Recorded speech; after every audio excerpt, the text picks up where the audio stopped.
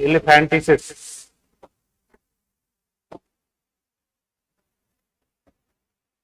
एलिफेंटिसिस जिसको हम क्या बोलते हैं, हाथी पांव रोग।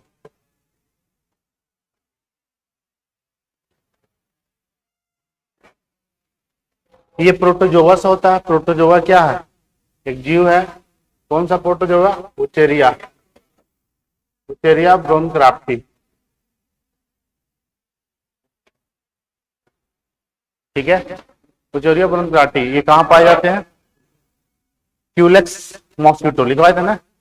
ये क्यूलेक्स, इसका वेक्टर क्या होता था, क्यूलेक्स मॉस्किटो। इसमें सिम्टम्स क्या होता है, एक जो पाँव है उसका वजन बहुत ज्यादा हो जाएगा। देखे हैं हाथी पाँव, पूरा पैर क्या हो जाएगा, फूल जाएगा, स्वेलिंग आ जाएगा। यानी लगभग बहुत 50 से 60 केजी एक पाँव का वजन हो जाता है। और यहाँ इंसान का वजन ही रहता है कितना, 50 से 60। पिक्चर देखना है, पिक्चर तो दिमाग में आ रहा है, वही तो पाँव। इसे फिलेरिया बोलते हैं, फिलेरिया, फिलेरिसिस।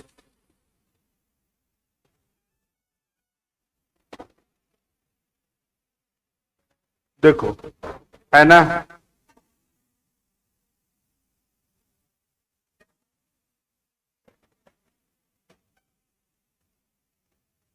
पाँव कितना देखेगा आप लोग, ये बताइए।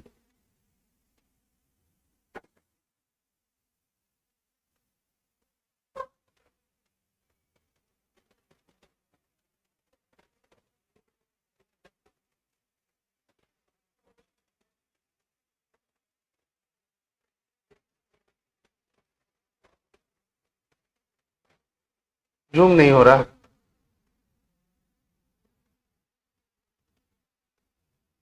छोड़ दो, जूम नहीं हो रहा है।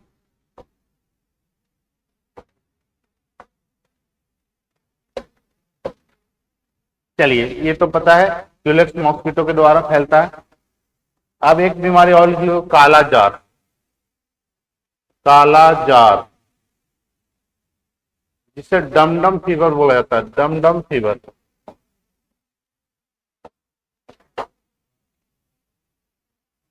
ये पिछले बार जो दरोगा का पिछले वाला क्वेश्चन था कि निम्नलिखित में से कौन सा बीमारी प्रोटोजोआ से होता है। ऑप्शन में यही था, प्रोटोजोआ से कितना लिखवाए हैं, 4। यही 4 5 आपको याद रखना, 3 लिखवाए, ये चौथा है। तो काला जार किस किस से होता है, प्रोटोजोआ से। कौन, आप कौन सा प्रोटोजोआ, इस प्रोटोजोआ का नाम याद रखना। काला जार, डमडम फिगर, इसको काला जार बोलते हैं, काला जार। इसका पैथोजन याद रखिएगा, पैथोजन जिसके कारण से ये बीमारी होती है, इसका पैथोजन का नाम है लिस्मानिया। लिस्मानिया,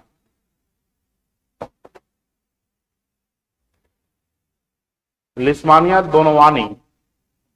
देखो लगता है अनवानी का भाई है।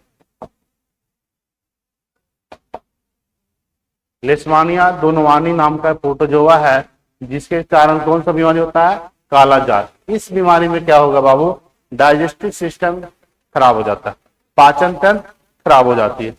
इसमें पाचन तंत्र प्रभावित हो जाता है।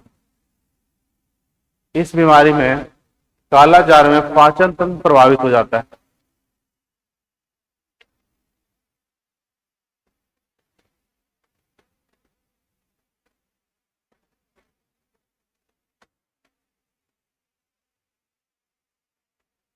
इसका वेक्टर याद रखिएगा, वेक्टर इसका एक मक्खी होता है। वेक्टर वाहक, जिसे बोलते हैं सैंड फ्लाई। सैंड फ्लाई यानी बालू मक्खी, वैसी मक्खी जो बालू में पाए जाते हैं, बालू में ही इसका रहन सहन है, सैंड फ्लाई। काला जार का वेक्टर क्या होता है, सैंड फ्लाई, बालू मक्खी।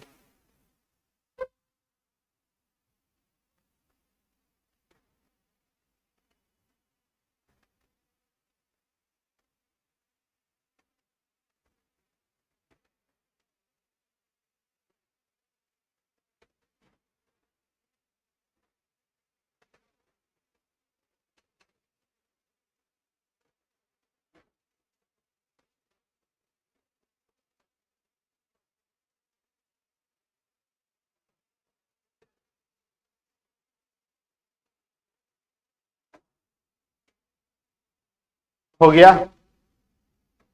कालाजार, एक बीमारी और होता है डायरिया। डायरिया का नाम सुने हैं? डायरिया तो कॉमन है, तो डायरिया भी प्रोटोजोआ से ही होता है। वैसे प्रोटोजोआ जो पानी में पाए जाते हैं, उस प्रोटोजोआ का नाम होता है एंटामोeba हिस्टोलाइटिका।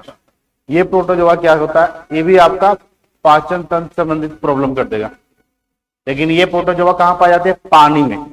तो नेक्स्ट लिखिएगा डायरिया।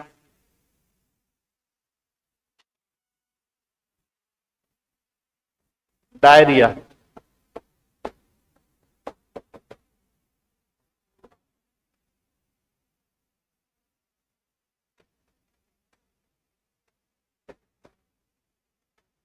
डायरिया, डायरिया जो है इसका पैथोजन,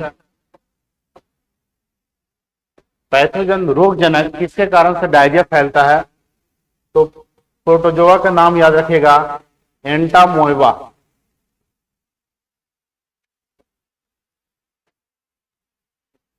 एंटामोeba हिस्टोलाइटिका। एंटामोeba हिस्टोलाइटिका नामक प्रोटोजोआ है जिसके कारण से डायरिया होता है।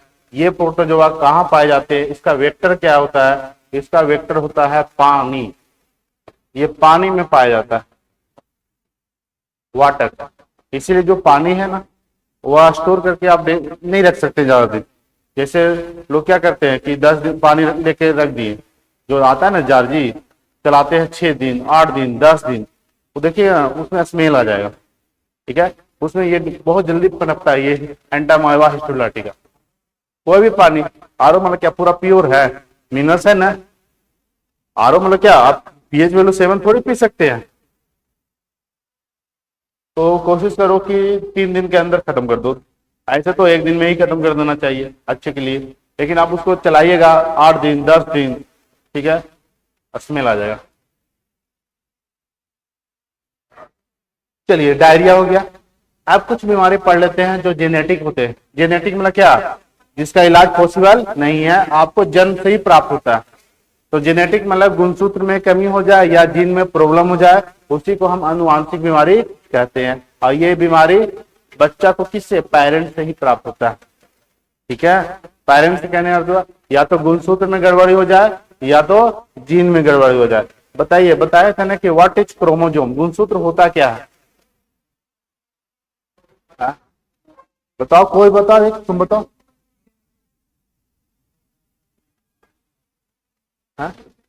गुणसूत्र पूछ रहे हैं, गुणसूत्र क्या होता है? हाँ, थ्रेड लाइक स्ट्रक्चर होता है किसका, डीएनए तथा प्रोटीन का, डीएनए तथा प्रोटीन का। और ये गुणसूत्र पर ही जीन पाए जाते हैं। गुणसूत्र का यानी सेगमेंट ऑफ क्रोमोजोम, गुणसूत्र का टुकड़ा ही क्या कहलाता है, जीन। तो यहां से आप पढ़ेंगे नेक्स्ट पॉइंट। ये बताइए प्रोटोजोआ से कितना लिखवाएं? 4 लिखाएं, 5 है ना, और फंगस से 5, बाकी उधर 13 हो गया वायरस और 9 हो गया बैक्टीरिया। ये जो भी है सब याद रखने। आप बताइए प्रोटोजोआ से पहला क्या बताएं? मलेरिया। मलेरिया कौन सा प्रोटोजोआ? प्लाज्मोडियम। कौन सा प्रोटोजोआ? प्लाज्मोडियम। इसका वेक्टर मादा एनाफ्लिज। ठीक है, नेक्स्ट लिखाए थे मलेरिया के बाद क्या, निंद्राकारी, यानी निंद्राकारी करने का तो स्लीपी सिकनेस, जिसमें जो इंसान को नींद ज्यादा आता है। आप बताइए किस प्रोटोजोआ के कारण? ट्रेपेनोमा। क्या बोलेंगे? ट्रेपेनोमा। और इसका वेक्टर सिसिफ्लाई, वेक्टर सिसिफ्लाई। अब इसके बाद लिखाए थे एलिफेंटिस, यानी हाथी पांव रोग, फिलेरिया। तो फिलेरिया का वेक्टर क्या है? Queueless mosquito. कौन सा प्रोटोजोआ? विचोरिया ब्रोंक्राफ्टी। ठीक है, नेक्स्ट बताएं काला जार। ये दमदम फीवर होता है, पाचन तंत्र से संबंधित होता है। कौन सा प्रोटोजोआ? लेशमानिया डोनोवानी। लेशमानिया डोनोवानी से काला जार नामक बीमारी होती है। आपको ये याद रखना, काला जार किस इंफेक्शन से होता है? प्रोटोजोआ से होता है। नाम ना भी याद रहे तो चलेगा, लेकिन ये प्रोटोजोआ वाला फंक्शन याद रखना। ठीक है, हेपेटाइटिस किसके कारण होता है? वायरस के कारण। डेंगू किसके कारण होता है? वायरस के कारण। टाइफाइड किसके कारण होता है? बैक्टीरिया के कारण। ये समझ में आ रहा है? बस ये इन्फेक्शन याद रखिए कि बैक्टीरिया से कौन है, वायरस से कौन हो रहा है, वो कवक से क्या हो रहा है, और प्रोटोजोआ से क्या हो रहा है। बस ये इन्फेक्शन याद रहेगा तो आसान हो जाएगा। जनरली क्वेश्चन नाम नहीं पूछा जाता कौन सा प्रोटोजोआ से, आपको बोल दिया जाता है प्रोटोजोआ जनित रोग कौन सा है। जनरली ये क्वेश्चन आता है।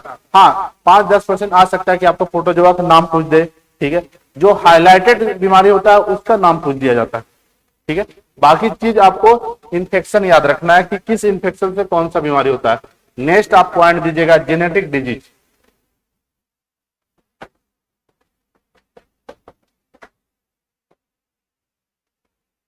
आनुवांशिक रोग, जेनेटिक डिजीज।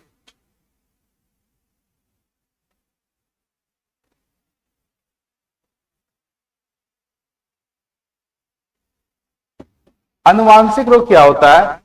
ये ऐसा बीमारी है जो जन्म के बाद नहीं होगा। जैसे अब हम आप लोग ये क्या जेनेटिक डिजीज है? पॉसिबल ही नहीं है, क्योंकि जब मेरा जन्म हुआ तो मेरा ऑर्गेन, सेल्स, डीएनए सारा चीज क्या था? प्रॉपर था, ठीक है। जब जन्म के बाद ये बीमारी नहीं हो सकता है, यानी ये बीमारी बाय बर्थ यानी जन्म के साथ ही पैदा होता है, ठीक है। ये बीमारी में क्या क्या हो सकता है? गुणसूत्र में प्रॉब्लम हो सकती है, गुणसूत्र या कह सकते हैं जीन में प्रॉब्लम हो सकता है, गुणसूत्र या जीन में प्रॉब्लम हो सकता है। बताए थे कि गुणसूत्र क्रोमोजोम होते हैं इंसान में कितने पेयर? कितने पेयर? Total 23 pair. पेयर पूछ रहे थे 46 क्यों बोलते हैं? टोटल कितने पेयर? 23 पेयर गुणसूत्र पाए जाते हैं।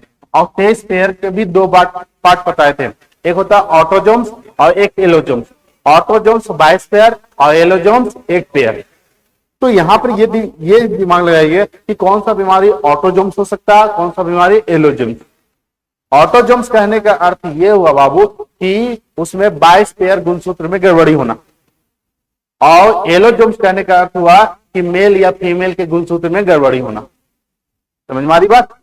टोटल कितना गुणसूत्र होना चाहिए प्रॉपर बच्चा बनने के लिए? 23 पेयर। तो 23 पेयर का दो पार्ट पढ़ाए थे। गुणसूत्र का कितने पेयर? 2, 23 पेयर। तो जिसमें 22 पेयर होता है वो ऑटोजोम्स होता है। ये लड़का हो या लड़की सभी में 22 पेयर आएगा ही आएगा। लेकिन जो एक पेयर होता है उसे हम बोलते हैं ऑटोजोम्स, मेल का भी X या Y और फीमेल का X। अगर इसमें गड़बड़ी हो रहा है तो उसे हम बोलते हैं एलोजोम्स क्रोमोजोनल डिजीज। वैसे बीमारी जो या तो फीमेल के कारण हो रहा है या तो मेल के कारण हो रहा है। ऑटोजोम्स या तो लड़का हो या लड़की सभी में होने की चांस बराबर होती है, क्योंकि 22 पेयर लड़का और लड़की में बराबर होता है। जैसे एक एग्जांपल बताए थे कलर ब्लाइंडनेस, ये जेनेटिक डिजीज है, जेनेटिक डिजीज है। आप लोग खुद बताइएगा कि ये बीमारी किस इंसान में ज्यादा होगा? ये एक्स गुणसूत्र की गड़बड़ी के कारण होता है। एक्स गुणसूत्र किसमें पाए जाते हैं? ऑटोजोम्स की एलोजोम्स। ऑटोजोम्स में कहां से एक्स आ जाएगा बाबू? एलोजोम। कहां पाए जाते हैं? एलोजोम। जो आई का कौन सेल होता है? कौन सेल जिसमें आप कलर को पहचानते हैं, कलर को देखते हैं। और वह प्राइमरी कलर क्या क्या हो सकता है? रेड, ब्लू और ग्रीन। आप लाल को हरा कर लीजिएगा, ग्रीन को कुछ और कर लीजिएगा, आप समझ नहीं पाइएगा लाल, ब्लू और ग्रीन को। तो इसे बोलते हैं कलर ब्लाइंडनेस। जो कौन सेल होता है उसका जीन में प्रॉब्लम हो जाता है। और ये जीन कैसा? एक्स क्रोमोजोम, एक्स गुणसूत्र में गड़बड़ी के कारण। अब एक्स गुणसूत्र किसमें पाए जाते हैं? फीमेल में और मेल में। अगर फीमेल में है तो 22 पेयर आएगा, लेकिन अगर फीमेल है तो मेल से भी एक्स और फीमेल से भी एक्स। इसमें एक्स कितने होते हैं? 2। कितने होते हैं? 2। तो जो गुणसूत्र की संरचनाएं होती है उसमें जो जीन होता है उसमें गड़बड़ी के कारण कलर ब्लाइंडनेस होता है।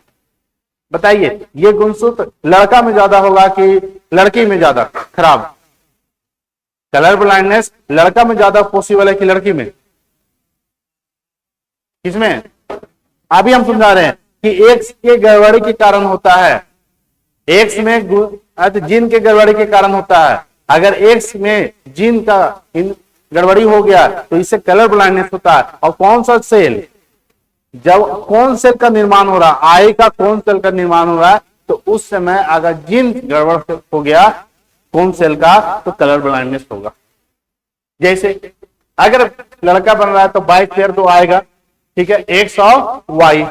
लड़की बन रहा था 22 पेयर और एक्स और एक्स।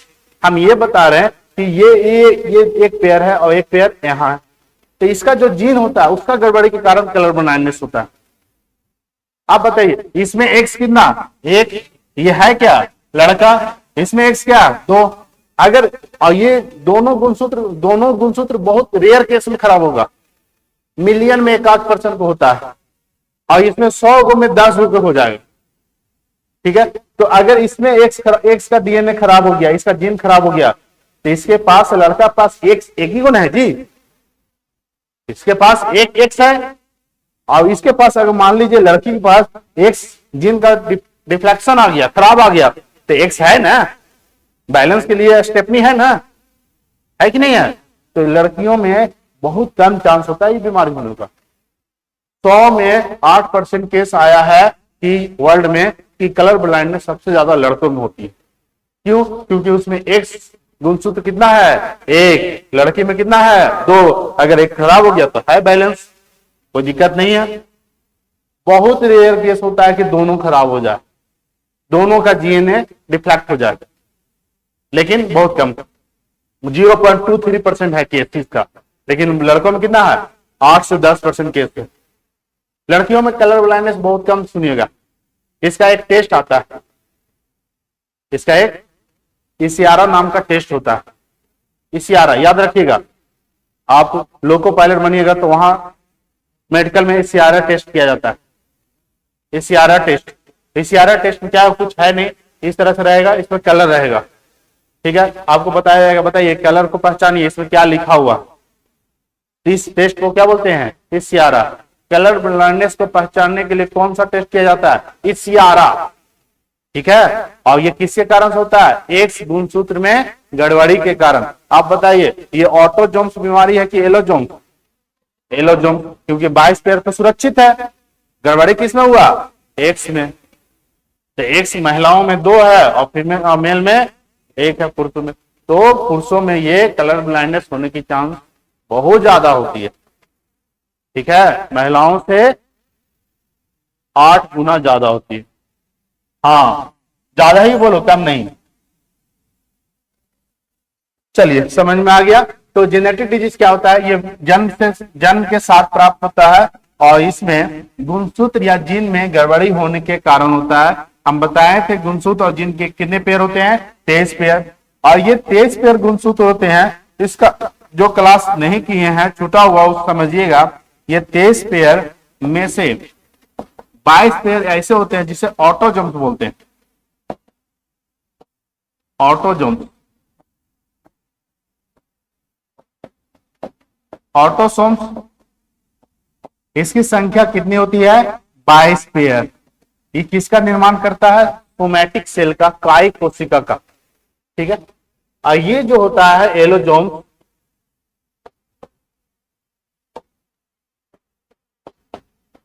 ओलोसोम्स लिखिएगा। ओलोसोम जो होता है वह एक पेयर होता है।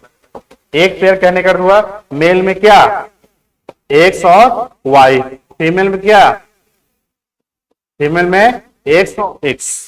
तो गड़बड़ी या तो वैसे गुणसूत्र या मेल के गुणसूत्र के कारण गड़बड़ी हो, या फीमेल के गुणसूत्र के कारण गड़बड़ी हो, या एक्स वाई की गड़बड़ी के कारण बीमारी हो, उसे हम ऑलोजोम्स जेनेटिक डिजीज कहते हैं, ऑलोजोम्स जेनेटिक डिजीज। और वैसे बीमारी जो ये सही है लेकिन 22 पेयर में गड़बड़ी हो जाए, जिसे 22 पेयर बना होगा ना, सबसे पहले 1 पेयर, 2 पेयर, 3 पेयर, तो 22 पेयर में गड़बड़ी हो जाए उसे बोलते हैं ऑटोजोम्स जेनेटिक डिजीज। जिसमें 22 पेयर में गड़बड़ी के कारण बीमारी पैदा हो, वो भी जेनेटिक डिजीज है, लेकिन ये कैसा है, ऑटोजोम्स। और जो मेल और फीमेल के गुणसूत्र के गड़बड़ी के कारण बीमारी पैदा हो, वह कहलाएगा क्या, एलोजोम्स। अब हम उनको बताएंगे, आप पूछेंगे कि कौन सा ऑटोजोम्स है और कौन सा एलोजोम्स, इसको उतार लीजिए।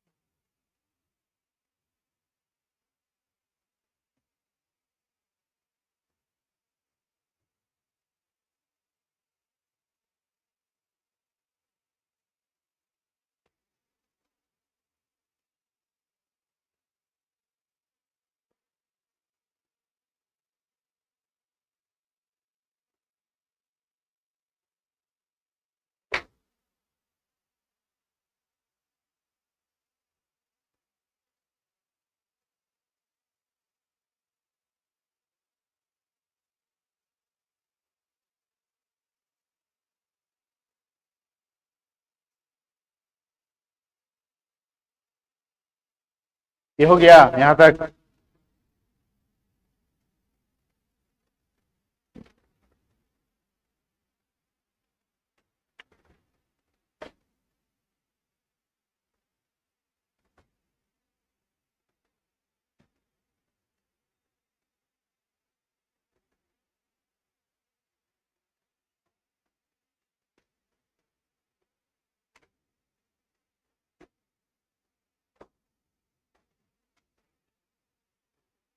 चलिए अब एक एक बीमारी पढ़ते हैं जो आनुवांशिक बीमारी है।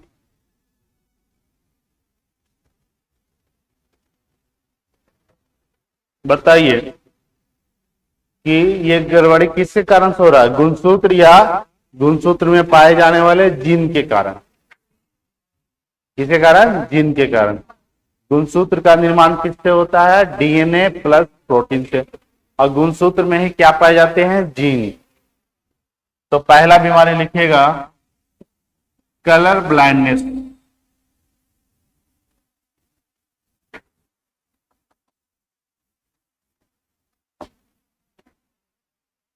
Colour blindness.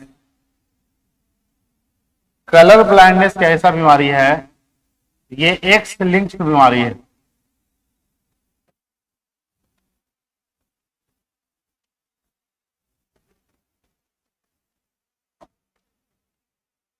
वैसे गुणसूत्र जिसका एक्स गुणसूत्र में गड़बड़ी हो जाए। किसमें गड़बड़ी हो जाए? एक्स गुणसूत्र में। आप बताइए ये एक्स गुणसूत्र किसमें पाए जाते हैं? ऑटोजोम्स की एलोजोम? ये एलोजोम्स में पाए जाते हैं। तो ये एलोजोम जेनेटिक डिजीज कहलाता है, जिसमें एक पेयर में गुणसूत्र में गड़बड़ी हो जाए, उसके जीन में गड़बड़ी हो जाए, उससे कलर ब्लाइंडनेस होता है।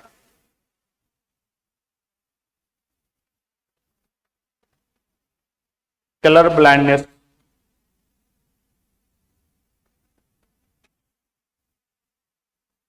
यहां समझिएगा ये क्या होता है। जैसे आपको आई में पढ़ाए हैं? नहीं। देखो आई में दो प्रकार के सेल होते हैं, एक कोन सेल, एक रॉड सेल। कौन सेल? Rod cell. आई में दो प्रकार के सेल। सेल का जो फॉर्मेशन होता है ये गुणसूत्र से। सेल क्या टोटल गुणसूत्र है ना।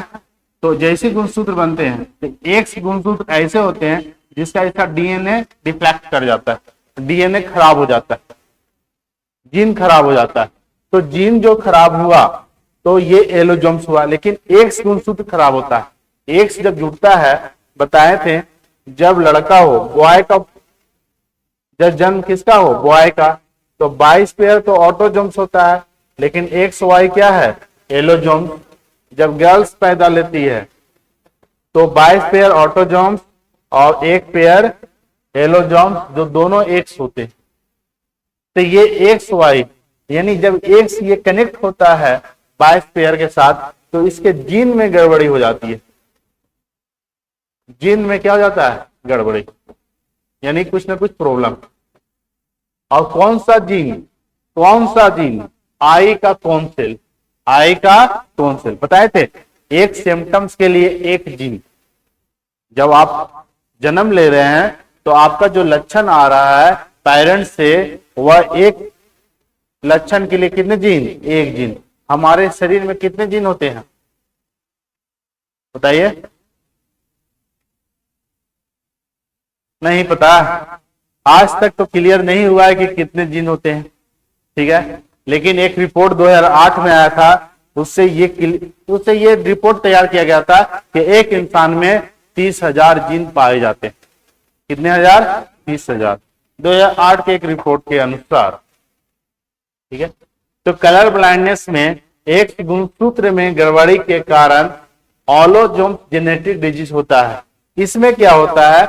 इस बीमारी में आई का कौन सेल खराब हो जाता है और कौन सेल के कारण ही आप रंग बिरंगी दुनिया को देखते हैं।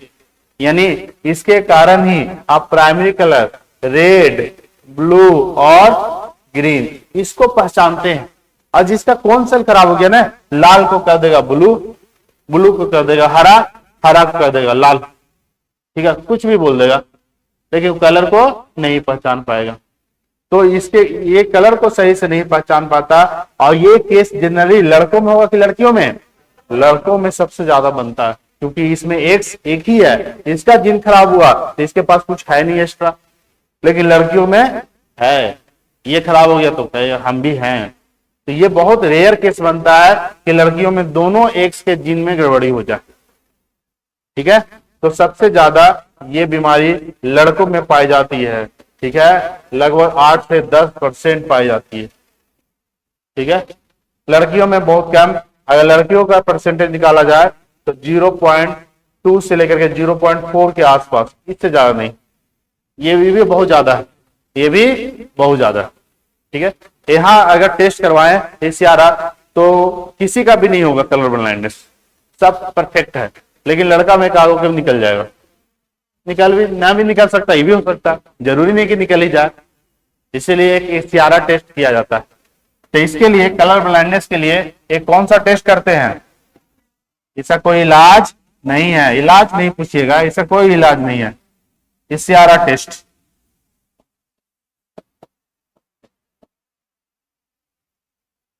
तो लिख लीजिएगा पहला कलर ब्लाइंडनेस रख, हाँ क्या लैंग्वेज में लिखा दें? क्या बोल रहे हो?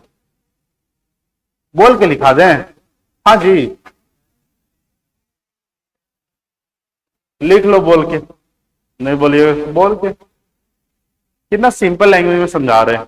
ऐसे बोल के लिखवाएंगे तो वो तो बुक हो गया।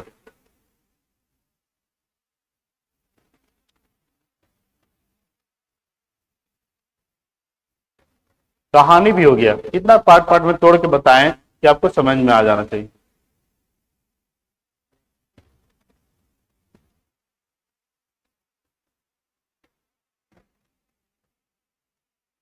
एक्स लिंक्स गुणसूत्र, एक्स गुणसूत्र में गड़बड़ी के कारण एक्स तो एलोजोम्स होता है, एक्स गुणसूत्र ऑटोजोम्स में नहीं पाए जाते।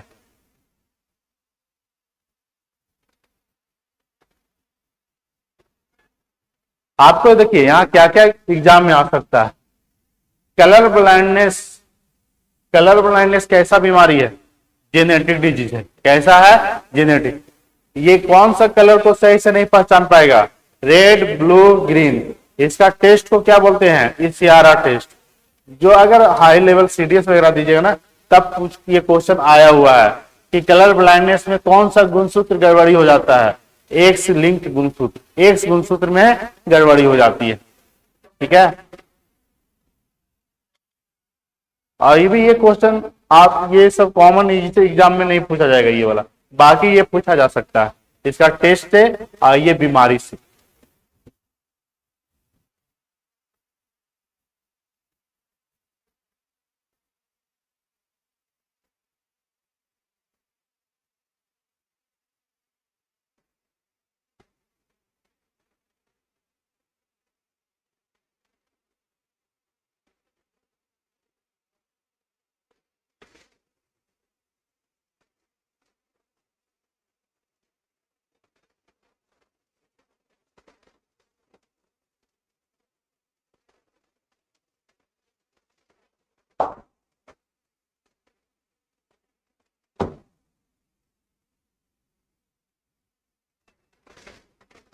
इसका टेस्ट याद रखिएगा। कौन सा टेस्ट? ACRR।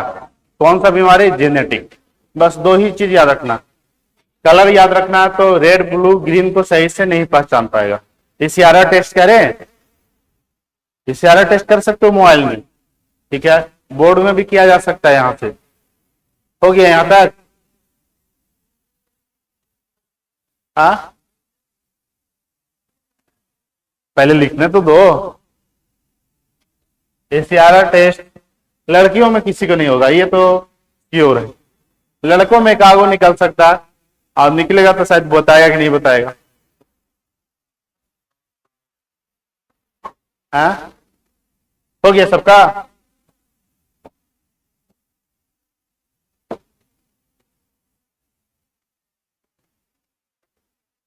चलो लिख लेना, आएंगे दोबारा उसी में। ACRR टेस्ट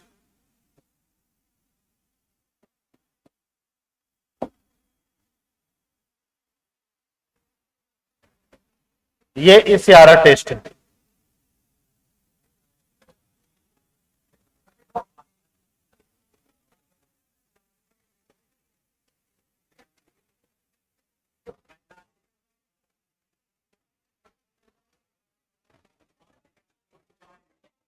जिसको 46 दिख रहा है उसका कलर ब्लाइंडनेस है, और जिसको 45 दिख रहा है वो सही है। लड़कियों में भी किसी का नहीं हो सकता, लड़कों को बताइए। आप लोगों को दिख रहा है ना सबको? ना भी दिख रहा है का? ये लोग देख रही है, दिख रहा है? किसको 45 ना दिख रहा है? कोई बोलेगा ही नहीं। ना दिख रहा है? जिसको 45 के अलावा कुछ और दिख रहा होगा, 46, किसी को 40, क्योंकि ब्लर हो जाती है। कौन सा क्या हो जाता है? ब्लर। तो आपको 5 सही समय दिखेगा, कभी 6 दिखेगा, कभी आधा दिख जाएगा, तो कभी बोल देगा 41 सर, 40 सर, तो कलर ब्लाइंडनेस। ठीक है। और ये कोई इसका कोई इलाज नहीं है, और ऐसे इंसान का डीएल कभी बनता नहीं है। ड्राइविंग लाइसेंस इंडिया में बन जाएगा, इंडिया में कुछ अंधो रहेगा तो बना देगा। ठीक है, आंखों नहीं रहेगा तो बन जाता है, लेकिन फॉरेन में तो इम्पॉसिबल है। समझे? ये है आपका टेस्ट।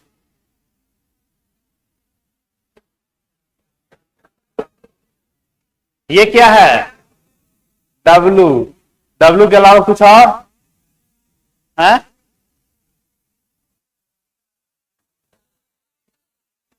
कितना?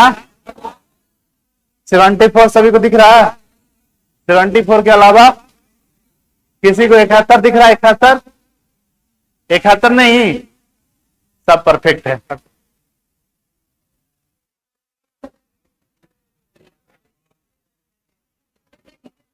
इसमें देख लेते हैं।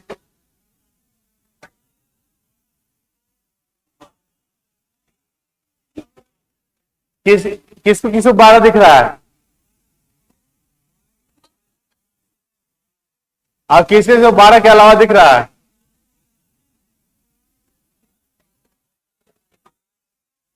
किसी को और दिख रहा है? 13 दिख रहा है? कितने लोगों को 13 दिख रहा है इसमें बताओ?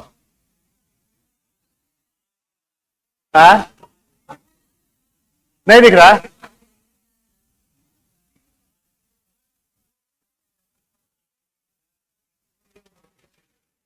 सही है सबका। ये तो दूर से दिक्कत हो जाएगी, नजदीक से पढ़ा जाता है इसको।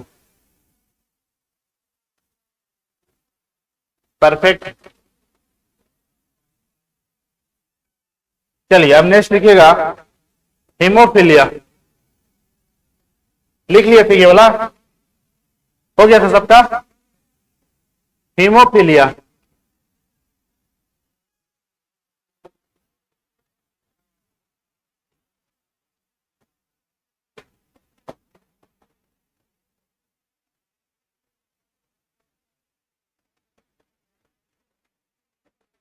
हीमोफीलिया भी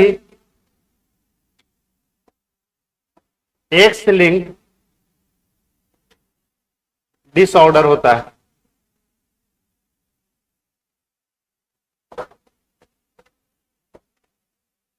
लेकिन ये हीमोफीलिया एक गुणसूत्र किसमें? ब्लड सेल में। ये ब्लड सेल के जीन में गड़बड़ी होने के कारण कौन सा बीमारी होती है? हीमोफीलिया, जिसके कारण से प्लेटलेट्स का निर्माण नहीं होता। प्लेटलेट्स का निर्माण नहीं होता। इस बीमारी को बोला जाता है रॉयल डिजीज। रॉयल डिजीज यानी शाही बीमारी। शाही बीमारी क्यों बोला जाता है? क्योंकि ये सबसे पहले कहां हुआ था? इंग्लैंड में। इंग्लैंड में किसका सबसे पहले पता चला था? इंग्लैंड के रानी कौन? विक्टोरिया। इंग्लैंड की रानी विक्टोरिया। आप बताइए, ये ऑटोजोम्स है कि एलोजोम्स? ऑटोजोम्स की एलोजोम? एक किस में पाया जाता है? एलोजोम। तो ये एलोजोम्स डिजीज है, एलोजोम्स डिजीज कहलाता है। आपका ये तो कॉमन है, ये जेनेटिक डिजीज है, लेकिन ये सब याद रखिए ना, तो आपका क्वेश्चन अगर इससे आ गया तो आप ही लोग से बनेगा। एलोजोम्स। इसमें ब्लड सेल में गड़बड़ी होता है, ब्लड सेल के गुणसूत्र के जीन में गड़बड़ी होने के कारण कौन सा बीमारी होती है, हीमोफीलिया। और हीमोफीलिया का भी दो लक्षण होते हैं, हीमोफीलिया का भी दो फैक्टर होते हैं। हीमोफीलिया का काम क्या है, हीमोफीलिया में क्या होता है, ब्लड क्लॉटिंग नहीं होता।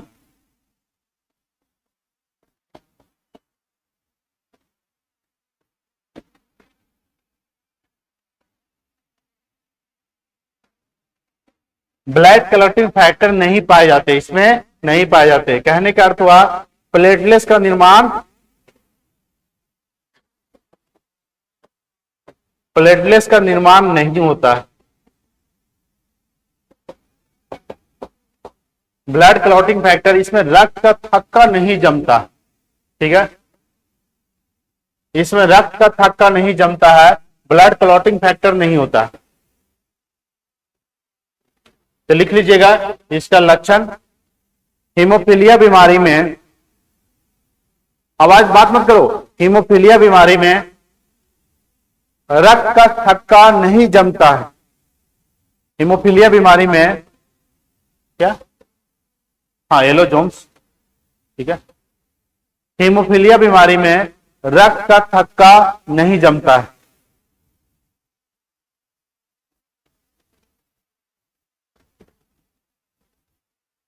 रक्त का थक्का नहीं जमता है।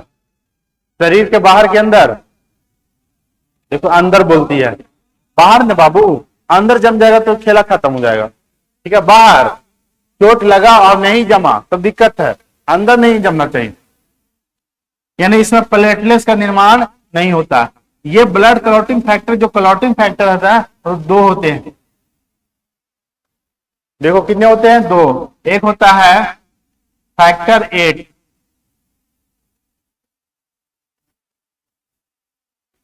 फैक्टर 8। हीमोफीलिया भी दो प्रकार के होता है, फैक्टर 8 और एक होता है फैक्टर 9।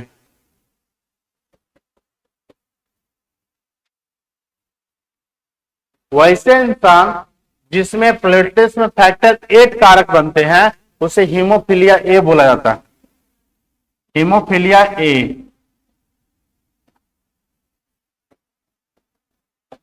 ये हीमोफीलिया ए, इसमें भी आपका प्लेटलेट्स का निर्माण नहीं होगा। और वैसे जिसका फैक्टर 9 में गड़बड़ी हो जाए, यानी वैसे, यानी कहने का अर्थ हुआ जिसका फैक्टर 9 केस बनता है और इसका फैक्टर 9 को ही बोला जाता है क्रिसमस डिजीज, क्रिसमस डिजीज,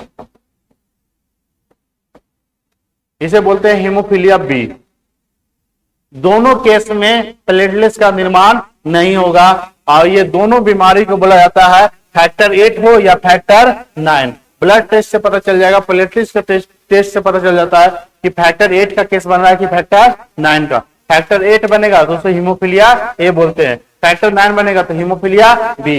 ये दोनों हीमोफीलिया का ही दो रूप है और दोनों में प्लेटलेट्स का निर्माण नहीं होता। इसका खोज थोड़ा लेट से हुआ था, इसे क्रिसमस डिजीज कहते हैं, किसको, फैक्टर 9 को। ऐसे हीमोफीलिया को क्रिसमस डिजीज कहेंगे, लेकिन हीमोफीलिया का टाइप बांट दिया जाए कि कौन सा हीमोफीलिया को क्रिसमस डिजीज कहेंगे, हीमोफीलिया बी। इसको उतार लीजिएगा, इसका भी इलाज पॉसिबल नहीं।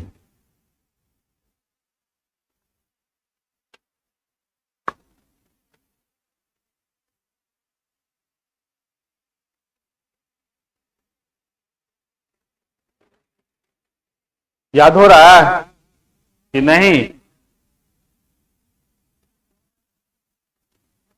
बुला किस जाएगा, उसको रिवीजन करो, लगातार 6 महीना रिवीजन करो, ये नहीं बोलोगे नहीं। 6 महीना सही से पढ़ लोगे तो थोड़ी बोलने वाले हो, तो नहीं सर गया आए हैं 6 साल रहेंगे तब न, अब 6 साल रहोगे उससे अच्छा 6 महीना सही से पढ़ लो। हीमोफीलिया हो गया, नेक्स्ट लिखिएगा, हो गया सबका, आगे बढ़े, लिखिएगा नेक्स्ट तीसरा, sickle, sickle cell anaemia,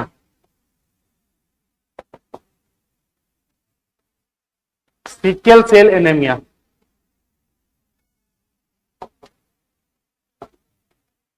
anaemia का अर्थ क्या हुआ? एनीमिया का अर्थ खून की कमी। इसमें क्या होता है? सिकल, सिकल मतलब क्या हो गया? हाशिया आकार। इसमें जो होता है वह आरबीसी का आकार चेंज हो जाता है। आरबीसी का आकार कैसा होता है? ओवल, अंडाकार। और इसमें आरबीसी का आकार क्या हो जाएगा? हाशिया आकार का, चांद आकार का। तो जिसमें आरबीसी का आकार चेंज हो जाए, बदल जाए, तो उसमें क्या होती है? Sickle cell anaemia. ठीक है, ये जो लक्षण क्या होता है, जब ये आरबीसी चेंज होगा ना, तो आरबीसी का निर्माण, देखो आरबीसी का निर्माण किससे होता है समझिएगा। आरबीसी, आरबीसी का आकार इसमें क्या हो जाता है? हाशिया आकार का। आरबीसी का आकार कैसा हो जाता है? सिक्केल, यानी हाशिया आकार का। हाशिया समझते हैं? अरे हसुआ, लो हसुआ लिख देते हैं, हसुआ। लेकिन रियली में क्या होता है? हाशिया, हसुआ। ठीक लिखे हैं? हाँ, हसुआ। हसुआ जो घास काटने वाला, इस तरह से ये डंडा है, इस तरह से। ये आरबी से होना चाहिए क्या? Oval shape. और हो गया क्या? ऐसा।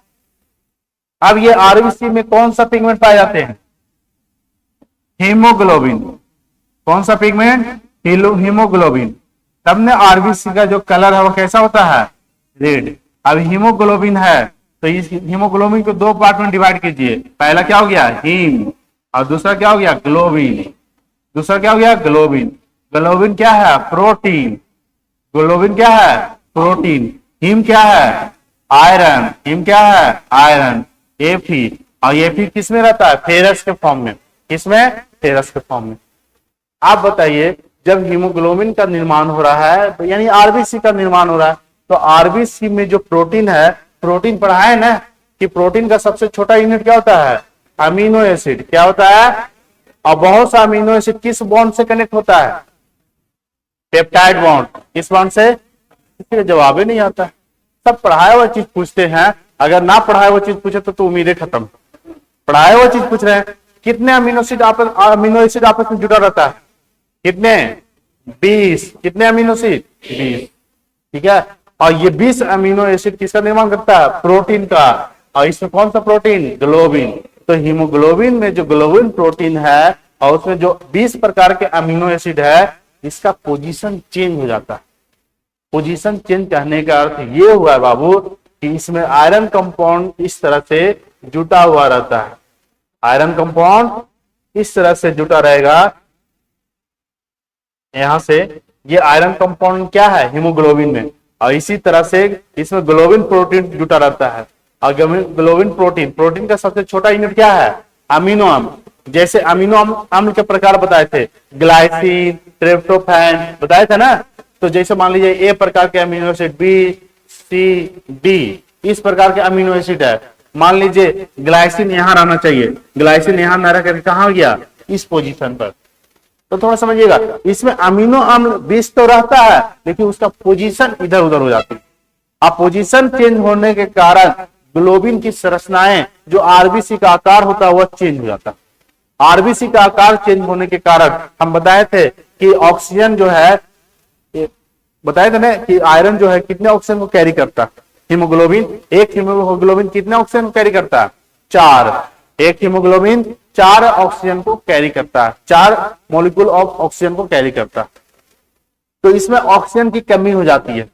वैसे इंसान जिसका सिकल सेल एनीमिया है, उसमें ऑक्सीजन की कमी हो जाएगा। वैसे इंसान को थकान जल्दी आ जाएगी, वैसे इंसान को ऊर्जा नहीं प्राप्त होगा, और वैसे इंसान में आरबीसी की कमी रहेगी, खून की हमेशा कमी रहता है। तो सिकल सेल एनीमिया में पहला पॉइंट क्या याद रखिएगा कि इसमें आरबीसी का आकार कैसा हो जाता है? हाशियाकार का। इसमें क्या स्थिति बनती है? ग्लोबिन में प्रोटीन की संरचनाएं, जो प्रोटीन, ग्लोबिन क्या है? प्रोटीन। और प्रोटीन का निर्माण किससे होता है? अमीनो। तो अमीनो अम्ल का पोजीशन चेंज हो जाता है, बदल जाता है। अमीनो अम्ल कितने प्रकार का? 20 तो लिखवाए थे ना, वैसलीन लिखवाए थे, ठीक है। तो सारा अमीनो अम्ल का पोजीशन चेंज होने के कारण इतना ना भी याद रखिएगा, बस इतना याद रखिएगा कि सिकल सेल एनीमिया में आरबीसी का आकार चेंज हो गया। आरबीसी का आकार कैसा बन जाता है, हर्षिया। इसमें क्या होता है, हीमोग्लोबिन यानी ऑक्सीजन की कमी हो जाती है, यानी आरबीसी का कमी हो जाता है। आरबीसी का कमी यानी खून का कमी, और खून के कमी को ही क्या बोलते हैं, एनीमिया। समझ में आई बात, तो लिख लीजिए, यहां तक लिखिएगा, बाकी लिखवा देंगे। सिकल सेल एनीमिया आरबीसी का आकार हर्षिया आकार का हो जाता है।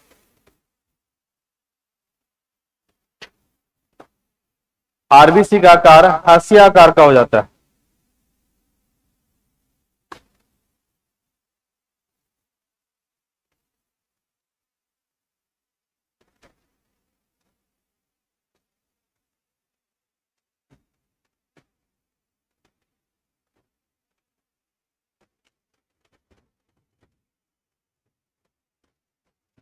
आरबीसी का आकार हर्षिया का आकार का हो जाता है।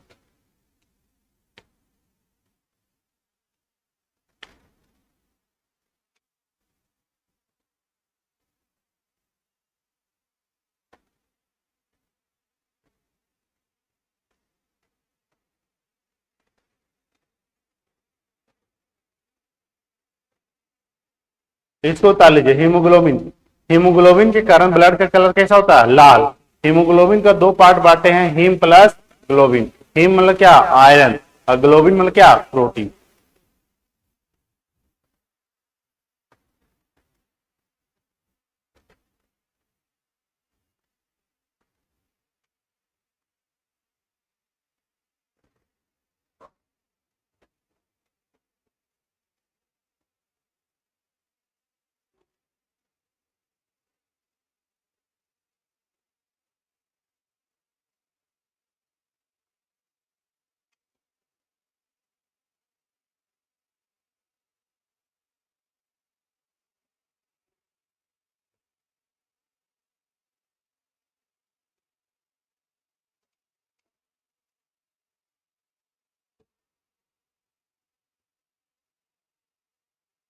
हो गया, लिख लीजिए, इसके नीचे पॉइंट देकर के लिखिएगा। हीमोग्लोबिन में हीमोग्लोबिन में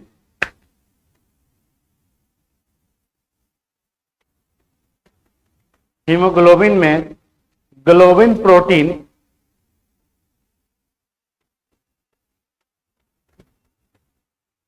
ग्लोबिन प्रोटीन हीमोग्लोबिन में ग्लोबिन प्रोटीन क्या लिख दिया जी, हिंदी में बड़ी दिमाग खराब होता है। लिखते हैं, लिख देते हैं सोच के। हीमोग्लोबिन हीमोग्लोबिन के globin protein globin protein globin protein में अमीनो अम्ल अमीनो अम्ल का स्थान स्थान में परिवर्तित यानी बदलाव, चेंज। हीमोग्लोबिन के ग्लोबिन प्रोटीन में अमीनो अम्ल का स्थान परिवर्तित यानी चेंज होने के कारण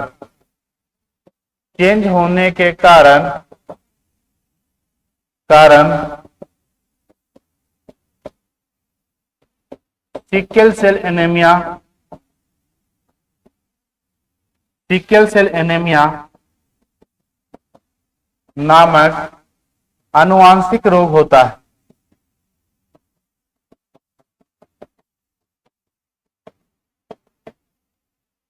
आनुवांशिक रोग होता है। इतना सेंटेंस कोई बैच में नहीं लिखा है अब सेंटेंस। हीमोग्लोबिन के ग्लोबिन प्रोटीन में अमीनो अम्ल का स्थान परिवर्तित होने के कारण सिकल सेल एनीमिया नामक आनुवांशिक रोग होता है।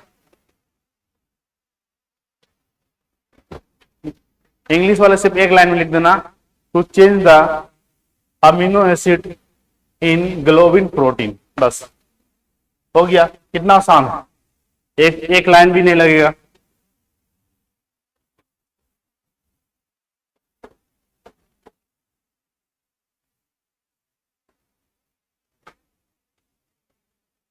ये कहना था जेनेटिक। तीसरा, अभी स्टार्ट किए हो, जल्दी जल्दी करो।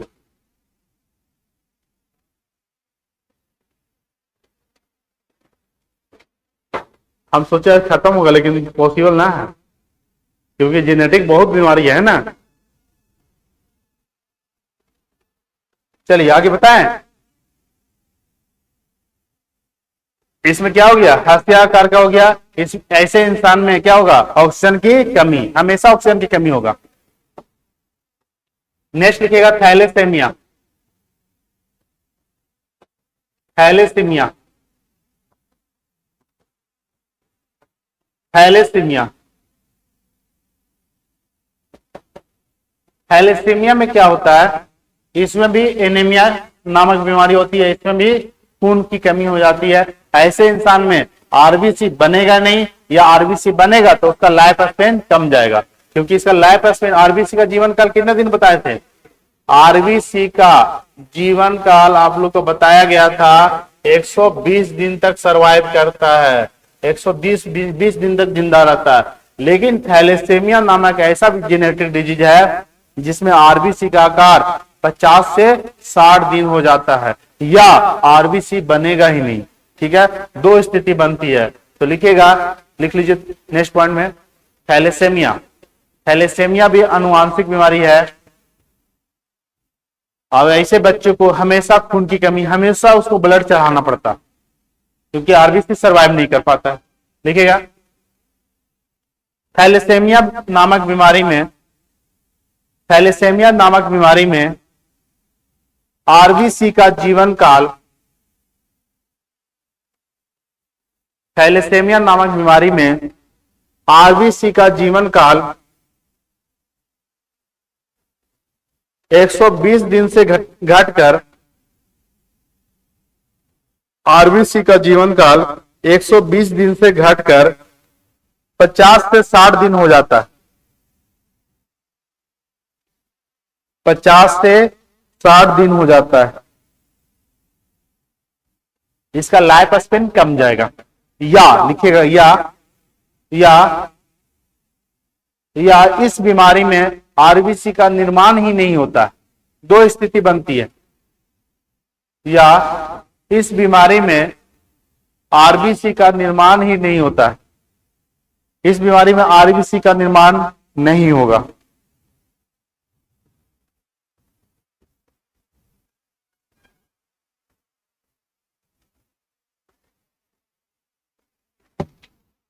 हो गया, ये ऐसे इंसान में हमेशा खून की कमी होगी और उसको ब्लड हमेशा चढ़ाना ही पड़ता है। चलिए नेक्स्ट लिखिएगा, कैमा पॉइंट था बाबू, कितना लिखवाएं, 5वां लिखिएगा, क्लाइनफेल्टर सिंड्रोम। क्लाइनफेल्टर सिंड्रोम,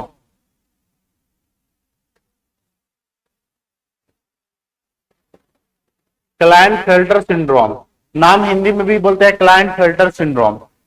ये कैसा बीमारी है, ये क्या होता है,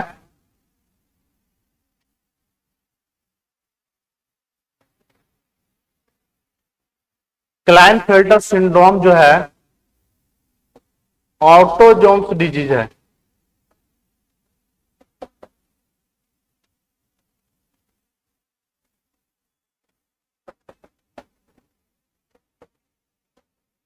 ऑटोजोम्स डिजीज है। ऑटोजोम्स कहने का क्या हो गया, एक्स वाई में गड़बड़ी हो जाना, एक्स वाई में गड़बड़ी हो जाना। जैसे एक चाइल्ड का फॉर्मेशन होता है तो 22 पेयर क्या होते हैं, ऑटोजोम्स लिख दिए जी, नहीं एलोजोम्स, एलोजोम्स। तो 22 पेयर क्या होते हैं, ऑटोजोम्स, और जो एक पेयर होता है वह क्या होता है, एलोजोम्स, एक्स और वाई। तो इसमें क्या होता है, इसमें बॉय, ये जो जन्म लेगा, ये जन्म क्या लेगा, लड़का, क्या लेगा, लड़का। लेकिन इस स्थिति में क्या होता है, एक्स गुणसूत्र और ऐड हो जाता है, एक्स क्या हो गया, ऐड हो गया। तो होना चाहिए क्या, 22 और 1 23 पेयर, यानी 23 दूनी 46, और ये हो गया कितना 47।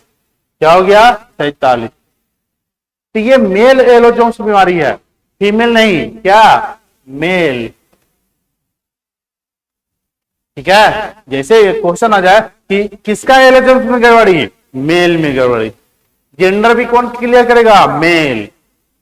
बच्चा बेबी जो जन्म ले रहा है, लड़का की लड़की, किस पर डिपेंड कर रहा है, लड़का पर, लड़की पर भी डिपेंड नहीं करता। ठीक है, हमारा समाज कहीं और है, ठीक है, दूसरा शादी कर लो। नहीं जी, पहले बहुत होता था, आप कुछ जागरूक हो रहे हैं, अभी भी वही बात है, खेला खराबे है। तो क्लाइनफेल्टर सिंड्रोम में क्या होता है कि जो ऑलोजोम्स होते हैं एक पेयर XY, उसमें XY तो यानी ये सही सलामत क्या जन्म लेता, लड़का, लेकिन YX गुणसूत्र एक्स्ट्रा आ जाता है, किसका, लड़का वाला। तो इससे कितना पेयर हो गया 47। ऐसे में इस इंसान का रिप्रोडक्टिव ऑर्गन डेवलप नहीं करता, रिप्रोडक्टिव ऑर्गन डेवलप नहीं कर पाता है, और वह इंसान न मेल और न फीमेल, क्या हो जाएगा, ट्रांसजेंडर। क्या हो जाएगा, ट्रांसजेंडर, ट्रांसजेंडर। समझ में आया। तो पहला क्वेश्चन, क्लाइनफेल्टर सिंड्रोम में कितने गुणसूत्र होते हैं, 47। कैसे, किस में प्रॉब्लम, एलोजोम, मेल की फीमेल, मेल का एलोजोम। ठीक है, फीमेल का नहीं, मेल एलोजोम से डिजीज है। और इसमें क्या सिम्टम होता है, रिप्रोडक्टिव ऑर्गन डेवलप नहीं कर पाता है, और वैसे इंसान ट्रांसजेंडर होते हैं। ठीक है, ट्रांसजेंडर फॉर्म फिलअप करोगे ना, ट्रांसजेंडर भी रहता है। आप ट्रांसजेंडर भी सरकारी नौकरी में आ रहे हैं कि नहीं। अभी कौन एक दरोगा है ना, अब बनी है कि बना है, तुम लोग डिसाइड करो। है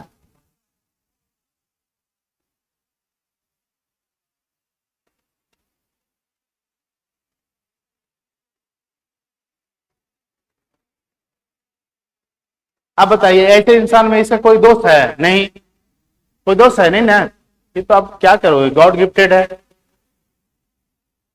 गुणसूत्र में गड़बड़ी हो गया, उसके जीन में गड़बड़ी हो गया, 43 पेयर आ गया, दिक्कत 46 तो 46, न उससे कम और नहीं ज्यादा।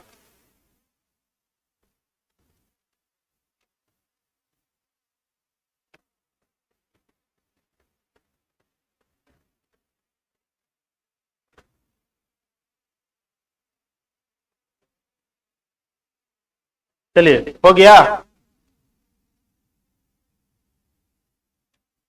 6 नंबर लिखेगा, down syndrome.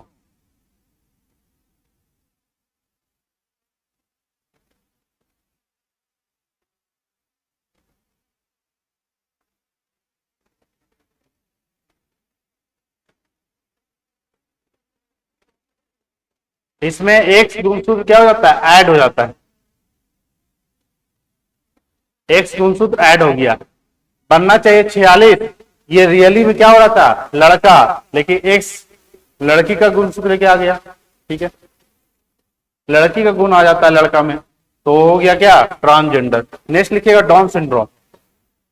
6 number, down syndrome.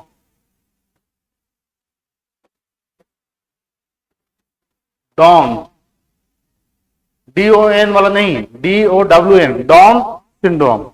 एक होता है डॉन, ये वाला, ऐसे नहीं। ठीक है, ये डॉन क्या हो गया, शाहरुख खान, अमिताभ बच्चन।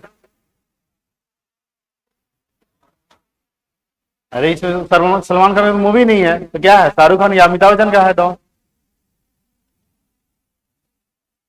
मानते हैं सलमान खान के फैन है, लेकिन यहाँ डॉन की चर्चा दो ही को होता है। चलिए, ये जो डाउन सिंड्रोम है, ये ऑटोजोम डिजीज है। देखिए हला नहीं, जो ऑटोजोम डिजीज होता है ना, मेल और फीमेल में बराबर, क्योंकि 22 पेयर दोनों में होते हैं, तो ऑटोजोम्स ये नहीं कि मेल में ज्यादा, नहीं, ये दोनों में होता है, और दोनों में बराबर केस है, मेल और फीमेल में बराबर। ये डाउन सिंड्रोम। ठीक है, डाउन सिंड्रोम में क्या होता है, आप बताइए, बताए ना ऑटोजम्स कितने पेयर, 22 पेयर। देखिए समझिएगा कितने पेयर, 22 पेयर। जब 22 पेयर का निर्माण हो रहा है तो एक पेयर बना, फिर उसके बाद क्या दूसरा बना, फिर तीसरा बना, ऐसे ऐसे कितने पेयर बनते हैं 22। लेकिन जो 21वां पेयर है उसमें ट्राइसोमी हो जाता है। ट्राइसोमी मतलब क्या, बनना चाहिए 2 और बन जाएगा 3, बन जाता है 3। तो हम यहां लिखेंगे trisomy, trisomy of 21 pair chromosomes.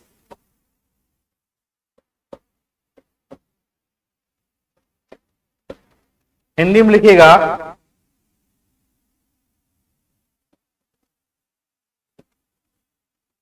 21 जोड़े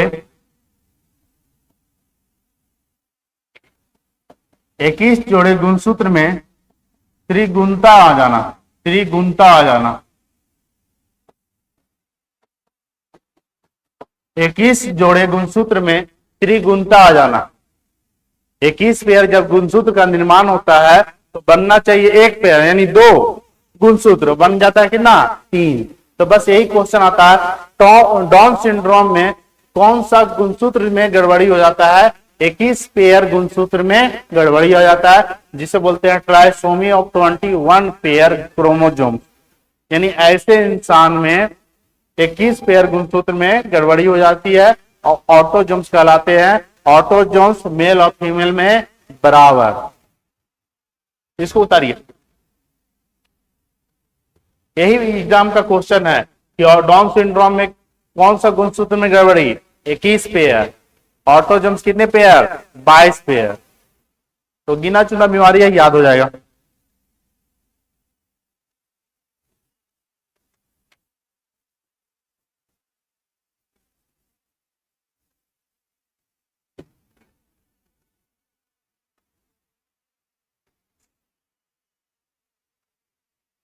समझ में आ रहा है, 21 पेयर में बनना चाहिए 2 को, अब बन गया कितना। अब ऐसे इंसान मन बुद्धि वाले होते हैं, मेंटली रिटायर होते हैं, फिजिकली यानी बॉडी का आकार अनिश्चित हो जाता है। अनिश्चित मतलब समझते हैं ना, वह सही से बॉडी की संरचनाएं नहीं होती है। तो ये ऐसे में क्या होते हैं, ऐसे इंसान यानी ऐसे बच्चे मेंटली रिटायर होते हैं। मेंटली रिटायर यानी मन बुद्धि, देखोगे ना किसी का मन बुद्धि वाले इंसान में किसी का स्ट्रक्चर सही नहीं रहेगा, माथा तो कभी बड़ा चपटा, देख रहे हो ना। तो मेंटली रिटायर कहने का अर्थ हुआ फिजिकली, मेंटली रिटायर करने का तो मन बुद्धि, मन बुद्धि। ऐसे बच्चे मन बुद्धि होते हैं और इनका शारीरिक विकास जो होता है अनिश्चित आकार का हो जाता है, इरेगुलर आकार का। इससे कम क्वेश्चन आएगा, बस सबसे यही याद रखिएगा डाउन सिंड्रोम का लक्षण क्या है। 21 पेयर गुणसूत्र में जब गड़बड़ी होना, 21 पेयर गुणसूत्र में 2 के जगह गुणसूत्र कितना आ गया 3। अब ऐसे बच्चे में गुणसूत्र की संख्या कितना हो जाएगा, कितना हो जाएगा 47। 22 पेयर मतलब 23 हो गया और एक पेयर उधर से आ गया तो कितना हो गया 47, यानी 47 याद रखिएगा, हो गया। बस ये याद रखना है डाउन सिंड्रोम में 21 पेयर गुणसूत्र, इसके अलावा कोई पेपर में नहीं आता है। आप 7 नंबर लिख लीजिए, हो गया सबका। 7 नंबर, 7 नंबर लिखिएगा टर्नल सिंड्रोम।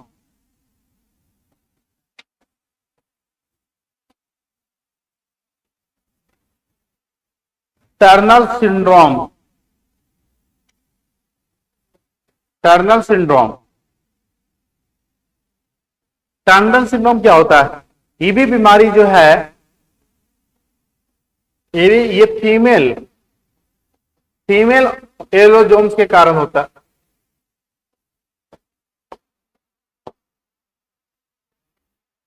ये फीमेल एलोजोम्स में गड़बड़, फीमेल एलोजोम्स डिसऑर्डर। मेल गुणसूत्र हो या फीमेल गुणसूत्र, कितना एक पेयर, कितना एक पेयर। इसमें क्या होता है, टर्नल सिंड्रोम में क्या होता है इसको समझना है।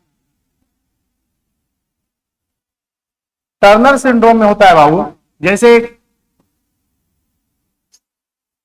एक गर्ल्स जन्म लेती है, एक लड़की जन्म लेती है, तो लड़की में जो ऑटोजोम्स होते हैं कितने 22 पेयर, लड़की हो या लड़का 22 पेयर क्या ऑटोजोम्स। अब ये जन्म क्या ले रही है लड़की, तो इसमें जो एलोजोम्स होगा क्या होगा, एक्स और एक्स, तब न लड़की होगी। इस बीमारी में क्या होता है, ये एक्स खत्म, ये एक्स खत्म, लड़की जन्म ले रही है, ऐसा रीजन आता है कि ये एक्स यहां से हट गया, डिलीट हो गया। डिलीट मतलब कोई डिलीट नहीं मार दिया, ठीक है, डिलीट हो जाता है, खत्म हो जाती है एक्स। तो इसमें गुणसूत्र की संख्या कितना हो गया, 45। गुणसूत्र की संख्या क्या हो जाएगा, 45।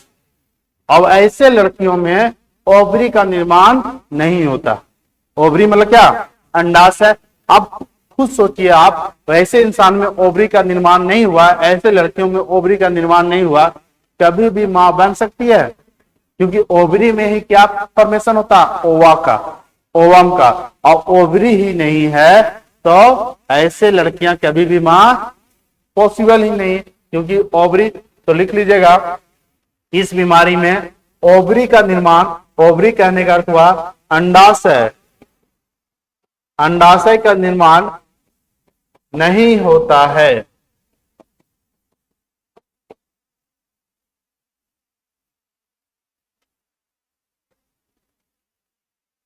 टर्नर सिंड्रोम में लड़कियों में ओवरी का निर्माण नहीं होता। लड़कियों में ओवरी का निर्माण नहीं होता है और ये लड़कियां अस्ट्रायल कहलाती है। अस्ट्रायल यानी बांझ, ठीक है। इसको सुपर वुमेन भी बोला जाता है, सुपर वुमेन। अब सुपर वुमेन क्यों बोलते हैं, नाम दिया गया सुपर वुमेन।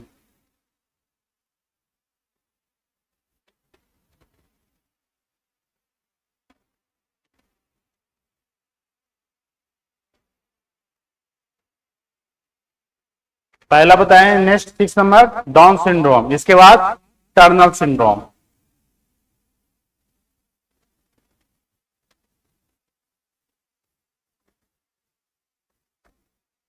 चार 5 मिनट टाइम है, आप लिख लीजिएगा।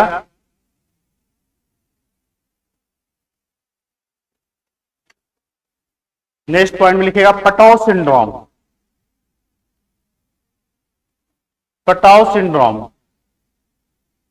दांत का ही निकाल रहा है। पटाव सिंड्रोम बीमारी है, कुछ और सोच लेता है क्या तुम लोग।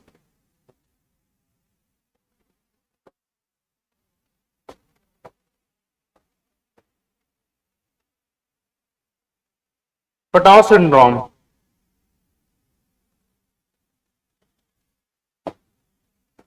डाउन सिंड्रोम हो गया ना, ठीक है। पटाव सिंड्रोम, पटाव सिंड्रोम में क्या होगा, ये ऑटोजोम्स डिजीज है। ऑटोजोम्स डिजीज है। ऑटोजोम्स जो डिजीज होता है मेल और फीमेल में क्या बराबर, ठीक है, क्योंकि मेल, इसमें ऑटोजोम्स कितने पेयर, 22 पेयर। इस 22 पेयर में क्या होता है, इसमें क्या प्रॉब्लम, जब 21 पेयर में प्रॉब्लम हो जाए तो कौन सा बीमारी, डाउन। 21 पेयर में डाउन। इस बीमारी में 13 पेयर गुणसूत्र, ट्राइसोमी ऑफ 13 पेयर गुणसूत्र क्रोमोजोम्स,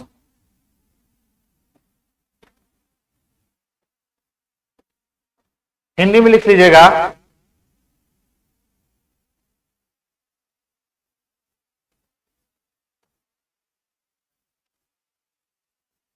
हिंदी में लिख लीजिएगा,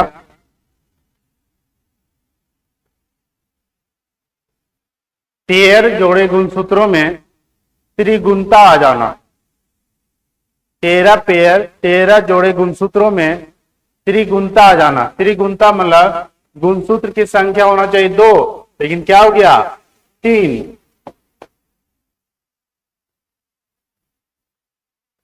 13 पेयर गुणसूत्रों में त्रिगुणता आ जाना। ऐसे इंसान जो पटौड सिंड्रोम से ग्रसित होते हैं उनका देखिएगा लिप्स कटा रहेगा, होठ कटा रहेगा, ठीक है। ऐसे इंसान देखे हैं, ठीक है, उनका भी प्रॉब्लम होता है। ऐसे बच्चे ज्यादा दिन तक जिंदा नहीं रह पाते पटौड सिंड्रोम में। इसमें जब पेयर ऑटोजोम बनते हैं, 22 पेयर बनते हैं, 22 पेयर में से जो 13वां नंबर पेयर बनता है उसमें बनना चाहिए 2, बन जाएगा कितना 3। आप बताइए, पटौस सिंड्रोम में गुणसूत्र की संख्या कितना, ऐसे बच्चे में गुणसूत्र की संख्या कितना होगा, 43 ना। अरे 46 होना है स्वस्थ बच्चा को, तो इसमें क्या हो गया 43, क्यों 13 नंबर गुणसूत्र में बनना चाहिए 2 और बन गया कितना 3। अब ऐसे बच्चे का तो होठ कटे मिलेंगे, थोड़ा सा नाक, पिक्चर देखें, दिखा दें, थोड़ा हटाओ टाइम नहीं है।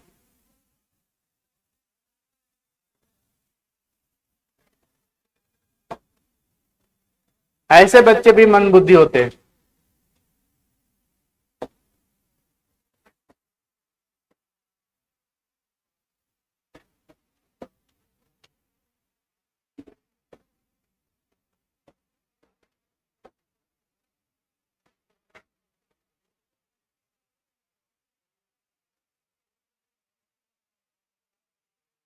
देखो ये जो सिम्टम्स है,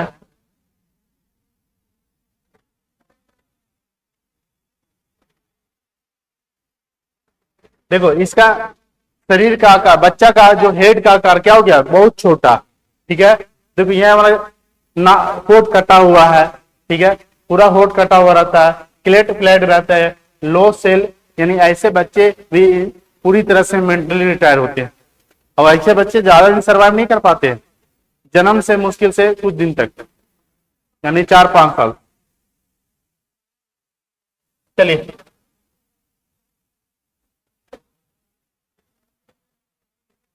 हो गया पटौस सिंड्रोम।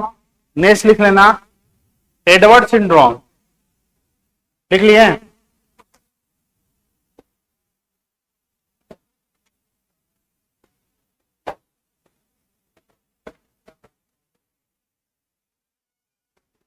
ये लास्ट है एडवर्ड सिंड्रोम। ये सब बीमारी का कोई इलाज नहीं है, ठीक है। क्यों इलाज नहीं है, क्योंकि ये बाय बर्थ गुणसूत्र में गड़बड़ी के कारण हुआ। एडवर्ड सिंड्रोम क्या होता है इसमें समझना, ये भी ऑटोजोम्स डिजीज है, ऑटोजोम्स डिसऑर्डर है। और कैम 18 पेयर गुणसूत्रों में 18 पेयर गुणसूत्रों में त्रिगुणता आ जाना। 18 पेयर गुणसूत्रों में, 18 जोड़े गुणसूत्रों में क्या आ जाना, त्रिगुणता। 18 में बनना चाहिए 2, बन गया कितना 3। तो ऐसे बच्चे में गुणसूत्र की संख्या कितना हो गया 47।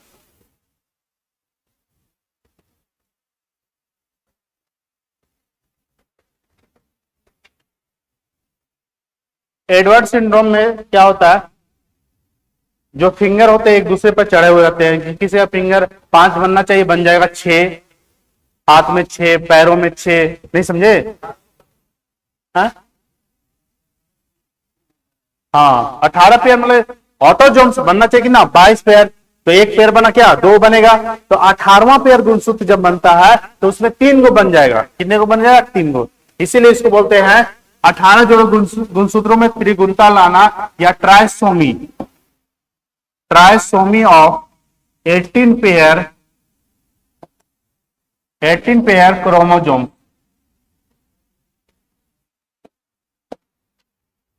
Trisomy of 18 pair chromosome. ऐसे इंसान में ऑर्गन जो है वह जैसे फिंगर हो, बनना चाहिए 5, बन जाएगा 6। पैर का जो है एक दूसरे पर ओवरलैप हो जाएगा, ओवरलैप समझते हैं ना, एक दूसरे पर सट जाती है, उसे हम ओवरलैप बोलते हैं। तो ये किसका लक्षण है, ऑटोजोम। ये इस बीमारी को क्या बोलते हैं, एडवर्ड सिंड्रोम। और ये ऑटोजोम्स है तो किस इंसान में ज्यादा, लड़कों की लड़कियों में, दोनों में बराबर, मेल या फीमेल में बराबर। क्यों, क्योंकि ये ऑटोजोम्स है। मेल में ज्यादा कौन सा बीमारी, कलर ब्लाइंडनेस। क्यों, क्योंकि एलोजोम्स है। क्या है, एलोजोम्स। क्या बोला जी, इतना जेनेटिक डिजीज था, बहुत है, इसको याद कर लीजिएगा। कुछ मिनरल से होता है, तो भागे लगता है। कुछ जो खनिज के सर आए हैं,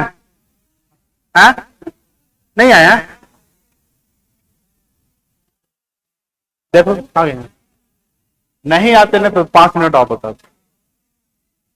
चलिए चलिए 5 मिनट कल ले लेंगे और कल एक नया चैप्टर स्टार्ट करेंगे, ठीक है।